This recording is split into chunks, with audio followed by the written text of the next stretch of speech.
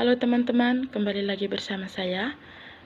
Sebelum saya melanjutkan video ini, terlebih dahulu saya ingin memperkenalkan diri saya.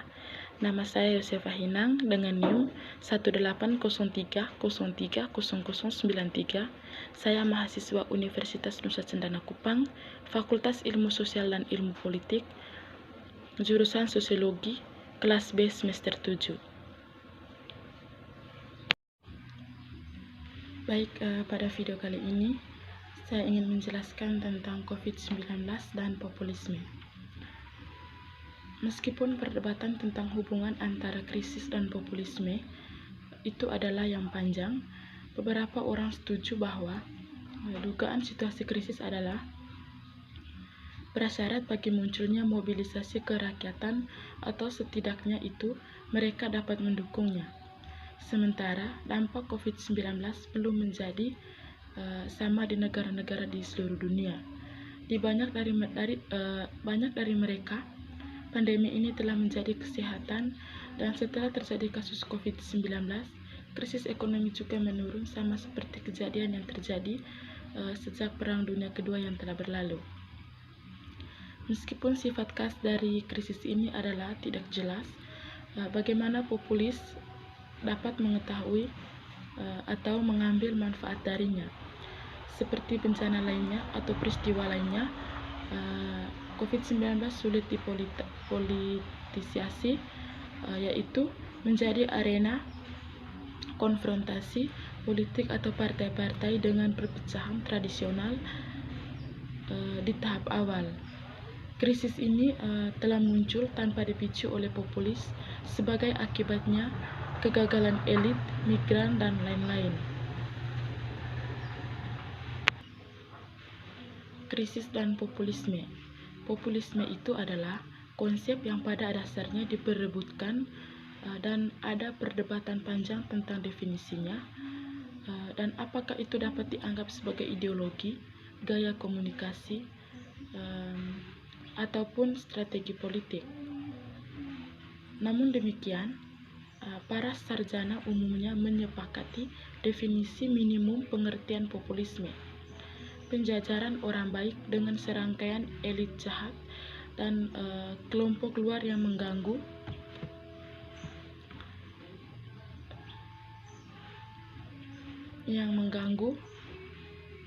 populis di demokrasi barat hadir sebagai demokrat asli yang berkomitmen untuk menjelaskan kepada rakyat apa yang salah, siapa yang harus disalahkan, dan apa yang harus dilakukan untuk membalikkan situasinya.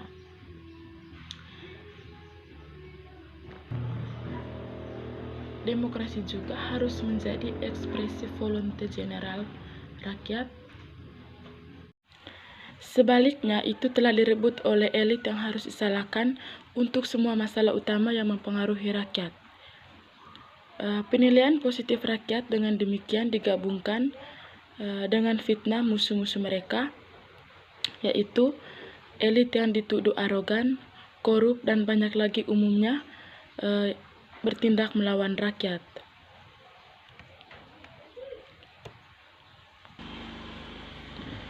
Dituduh lagi yang sifatnya hakiki dari orang-orang nyata. Demikian pula konsep krisis telah banyak dikaitkan dengan populisme, meskipun ada beberapa perdebatan tentang sifat tautan antara dua fenomena. Krisis adalah istilah dengan sejarah panjang dalam bidang filsafat politik dan ilmu politik dari perspektif yang berbeda.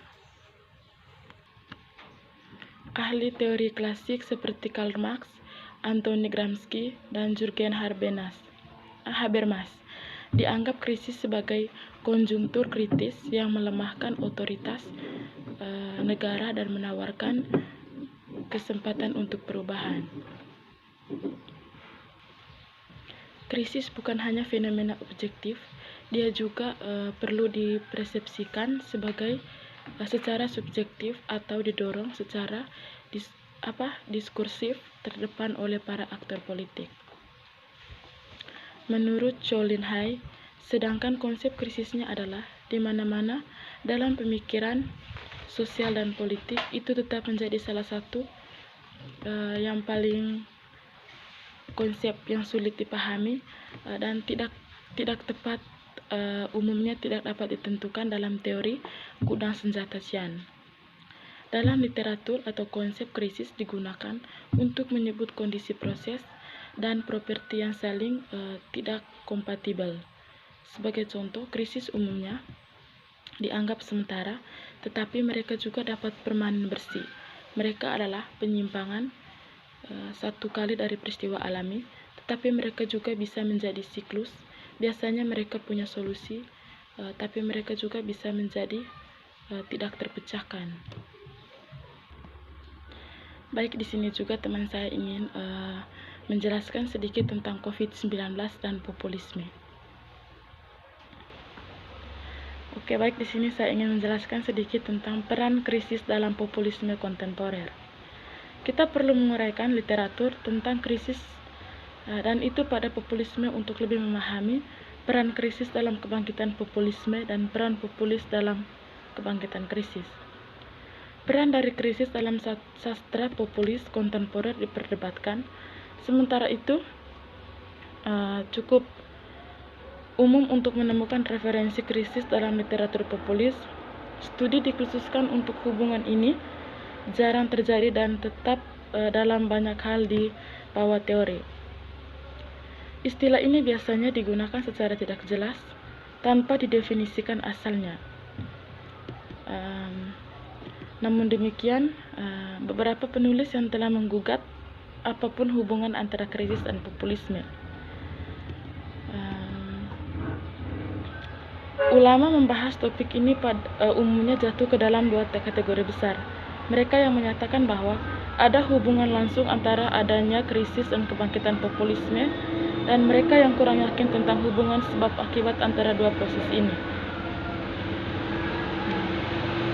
Tentu saja merupakan salah satu tautan ulama pertama kebangkitan populisme hingga krisis. Menurut Laclau, munculnya populisme secara historis terkait dengan krisis dominasi wacana ideologis nanti, yang pada gilirannya merupakan bagian dari wacana sosial yang lebih umum krisis. Dengan kata lain, populisme tidak bisa muncul begitu saja tanpa politik. Krisis ical yang dianggap sebagai prakondisi yang diperlukan untuk populisme. Krisis representasi khususnya adalah apa yang memungkinkan populis untuk muncul dan berhasil.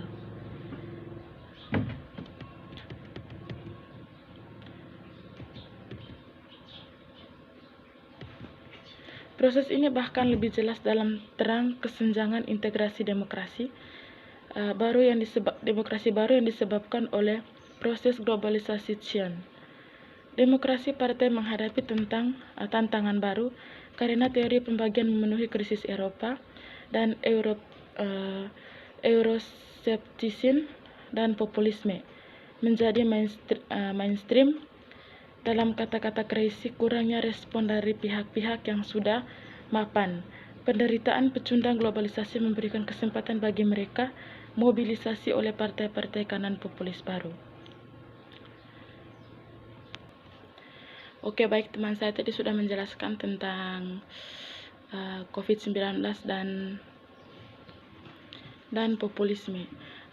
Saya juga ingin menjelaskan sedikit tentang politisasi krisis pandemi.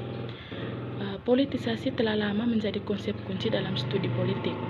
Dalam tradisi Eropa, teori sosial dan politik, istilah berkonotasi proses di mana fenomena atau masalah tertentu memasuki lingkungan dari politik dan dengan demikian berubah menjadi target pertikaian.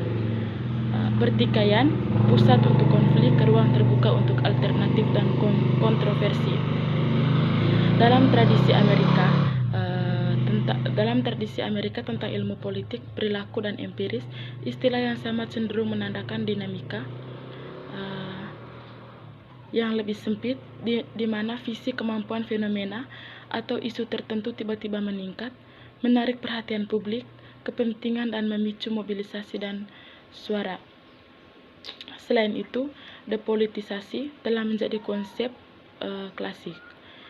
Dalam kebangkitan pemikiran Karl Schmitt, Tradisi Eropa depolitisasi dipandang sebagai penghilangan fenomena atau isu tertentu dari ranah politik atau penyangkalan preventif terhadap karakter politiknya. Dalam tradisi Amerika,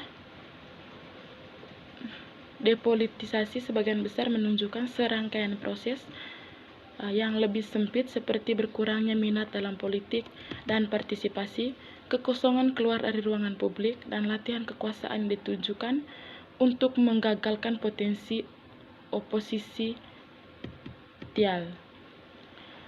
Pada keduanya sisi Atlantik, dinamika